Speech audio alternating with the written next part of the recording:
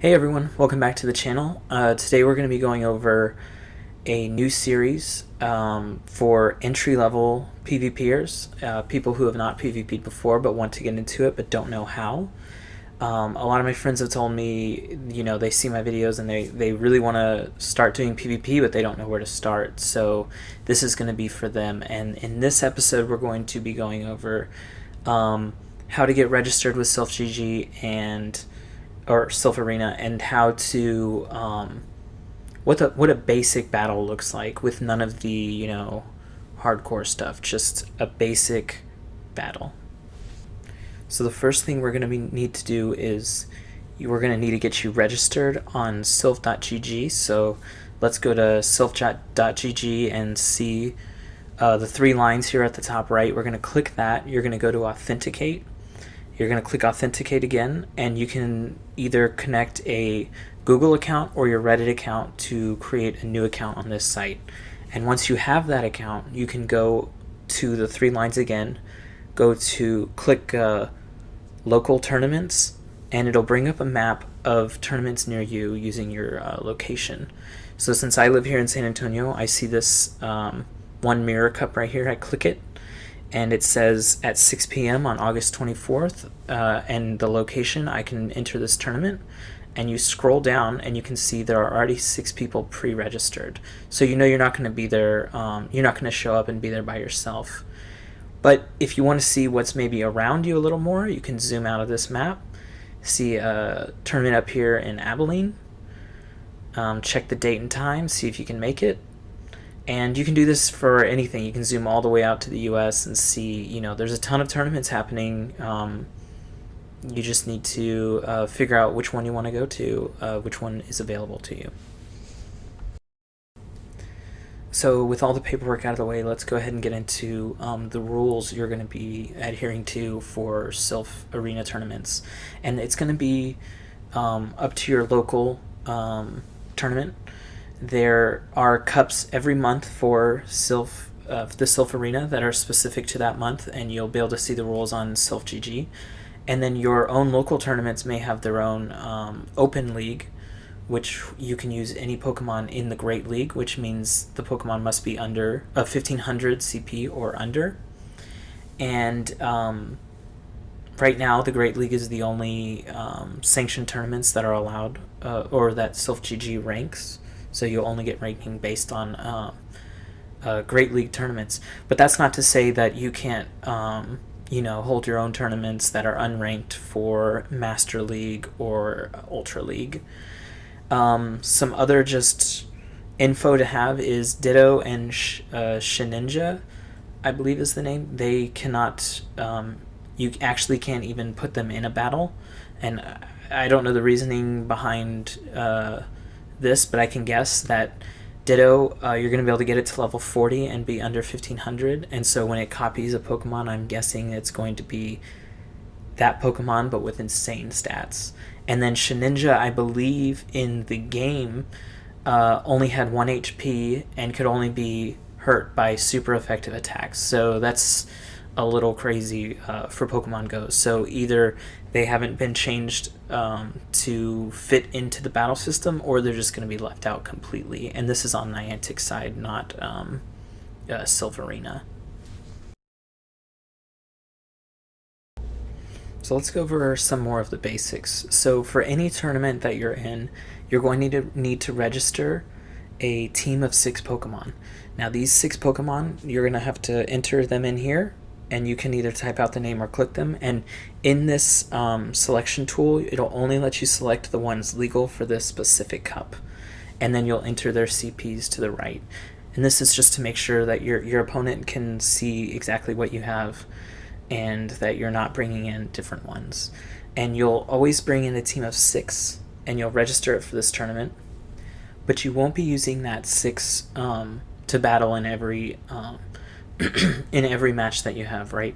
So you're gonna need to pick a team of 3 of that from that 6 to battle against your opponent.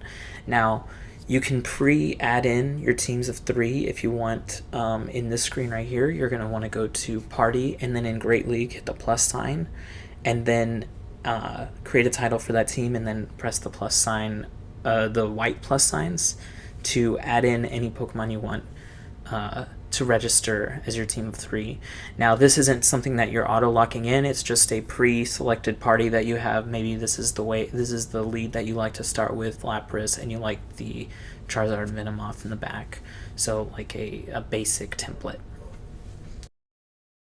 Now that you're at the tournament, you're going to want to challenge your opponent, and the way you're going to do that is to go to the bottom right, click Battle, and then click Scan QR Code, and your opponent will hopefully have their QR code out, and you'll hover this box over their QR code until it creates a challenge between both of you.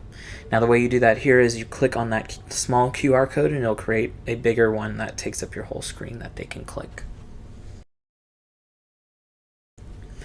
So let's go ahead and get into a battle here.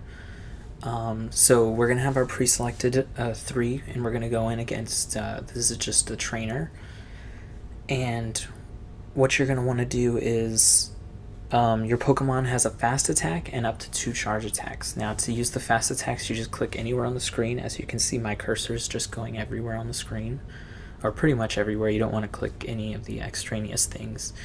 And then when your opponent does one of their charge attacks, you can either shield it or click Not Now for the use of the shield.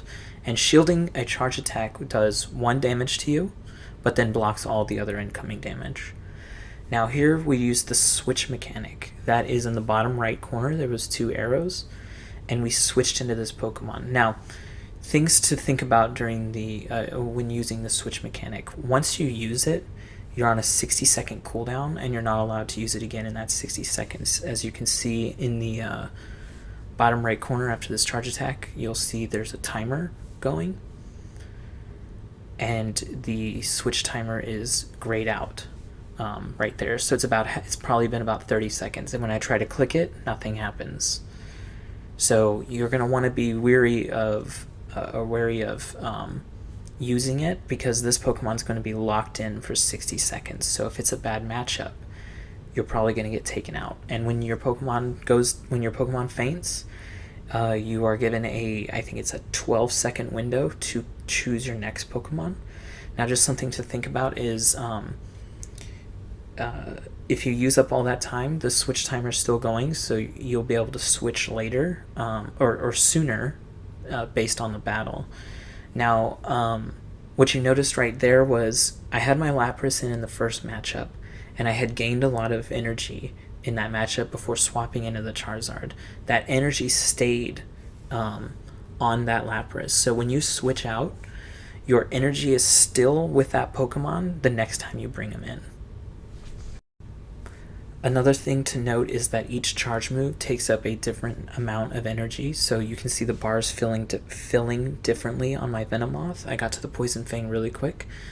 So if I used that Poison Fang but had extra energy over it, it won't use up all the energy I have, only the amount of energy it costs that move, and then I'll still have that much more left after the move. Like you saw, I had a little bit of energy left after using the Silver Wind. One more thing to note is if your Pokemon had, you know how if they had extra energy, they'd keep it. If they have a buff or a debuff, and then you switch them out into another one, when they come back into the match, they'll still have that buff or debuff on them.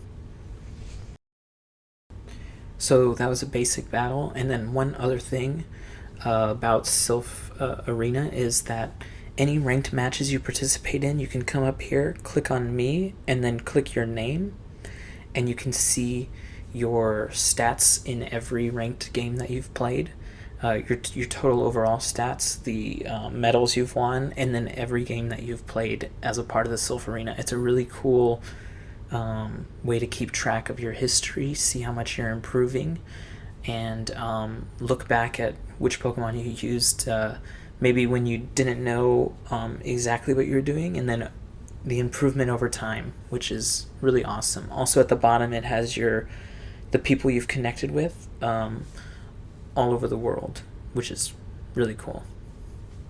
So that's it for this video. I just wanted to go over a very basic battle and how to get registered and all that for Sylph Arena. And then also, I guess some things I left out because of timing there was each game can only last 4 minutes. So if you reach that maximum timer of 4 minutes, then whoever has the most Pokemon left, I believe, wins. Or if you both have the same number of Pokemon, the Pokemon with the most HP left wins. And then one last thing, which is a little complicated, that you wouldn't intuitively know, is that when you challenge an opponent to a game, the second person to enter the match with their team of 3 will have charge move priority. And what that means is that if you and your opponent use a charge move at the exact same time, then the person with charge move priority, also known as CMP, will have their charge move will go off first, and then yours will go off after theirs. But the thing about it is, if your Pokemon faints because of their charge attack, then your charge attack will not go off, as your Pokemon is no longer there. And one more thing to note about CMP is that if you do a rematch with a player, then the person who went in second last time got priority. This time, whoever goes in first gets priority, and then it keeps swapping back and forth every time you rematch. And that'll do it for this video, everyone. I'll make a few more videos. I think the next video is going to be about the specific charge moves and each of those. So if you want to catch that, go ahead and subscribe. And if you think I missed anything on very basic battle mechanics, go ahead and let me know. But we're going to be getting more into it as the videos come. So thanks for listening.